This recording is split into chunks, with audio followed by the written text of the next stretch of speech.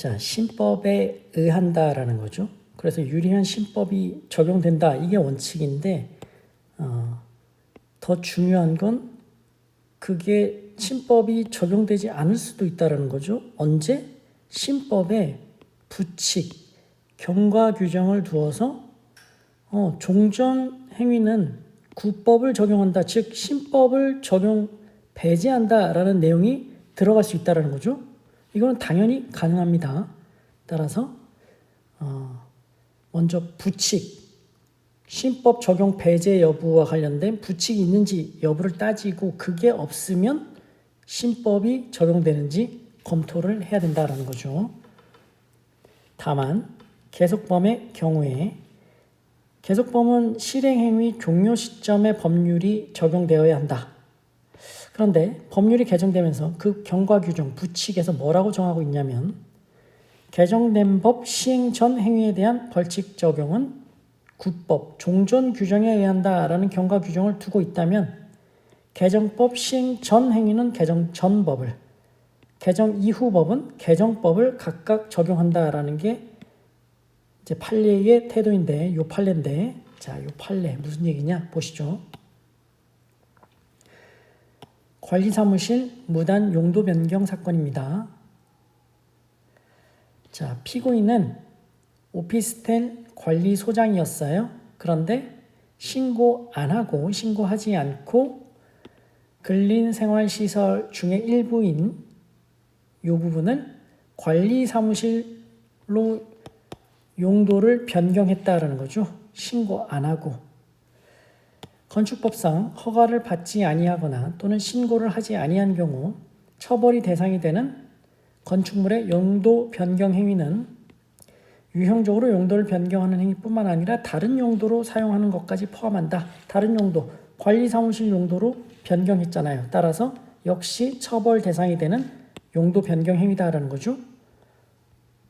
그리고 법은 또 뭐라고 얘기하고 있냐?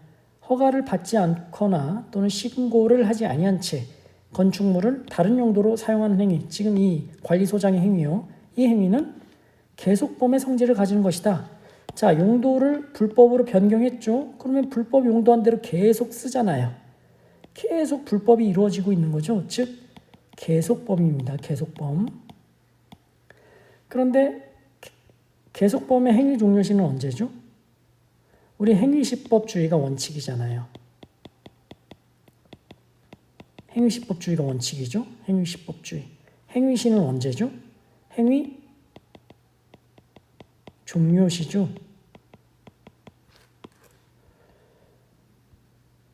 자, 앞에서 보신 건데, 자, 행위시법주의가 원칙이죠. 그러면 그 행위시가 언제냐? 범죄 행위의 종료시라는 거예요. 그러면 이 계속범의 경우에는 종료시가 언제예요? 불법으로 계속 사용하고 있습니다. 이 불법 사용이 끝난 때가 행위신 거죠.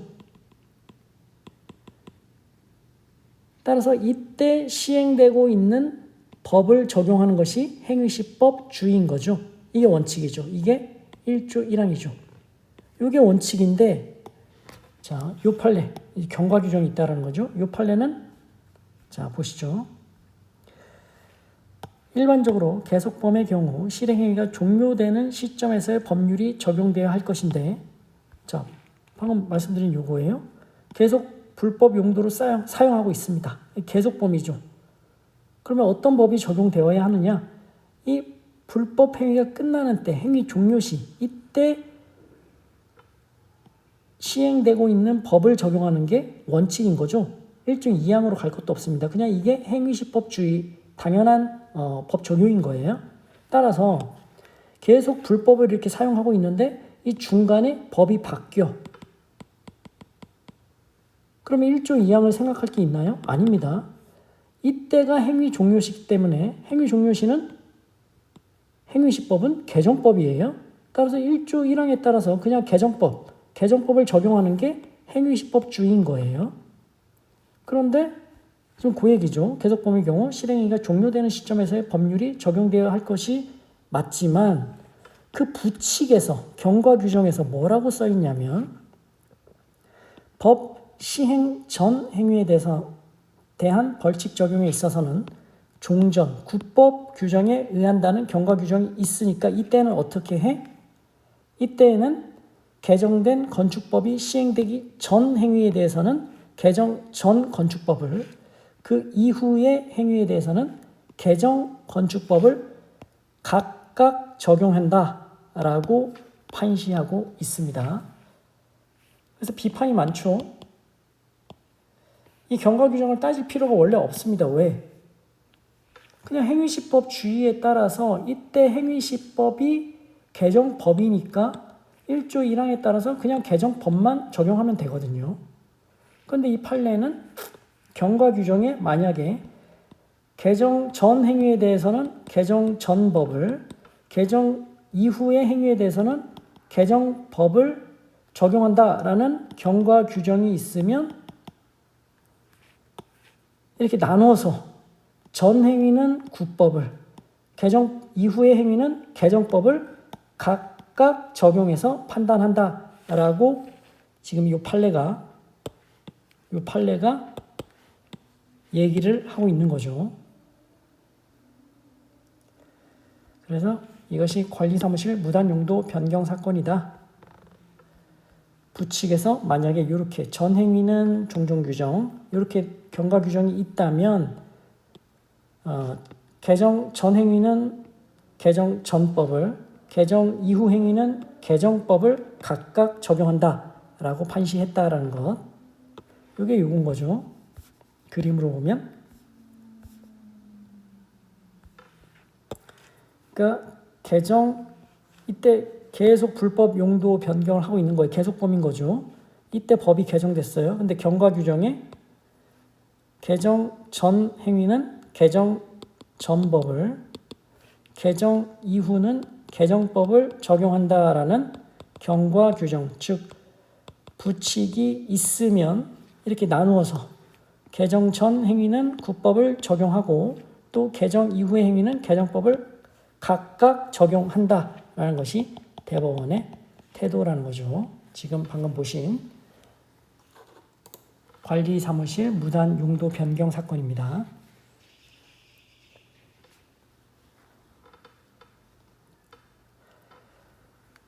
물론 이와 다른 판시도 있습니다. 이른바 페놀 사건이라고, 사건 번호는 92도 407인데 이거는 원칙대로 페놀 계속 방류했으니까 계속범이죠. 이때가 행위 종료시고 중간에 법이 개정됐습니다. 그러면 그 수질환경보존법 위반인 거죠. 수질환경보존법 위반. 이 법 위반 행위에 적용되는 법은 뭔가요? 행위 종료시가 이때니까 마지막 방류했을 때니까 행위 종료시니까 이때 행위시법은 개정법인 거죠. 따라서 그냥 개정법을 적용하면 되는 겁니다. 이 페놀 사건은 개정법을 그냥 적용했습니다. 이 관리사무실 무단용도 변경 사건과는 조금 태도가 다르죠. 그래서 비교를 해두시기 바랍니다. 이 관리사무실 용도 변경 사건은 이렇게 나누었다. 페놀 사건은 그냥 행위 종료 시인 개정법을 적용했다라는 거죠.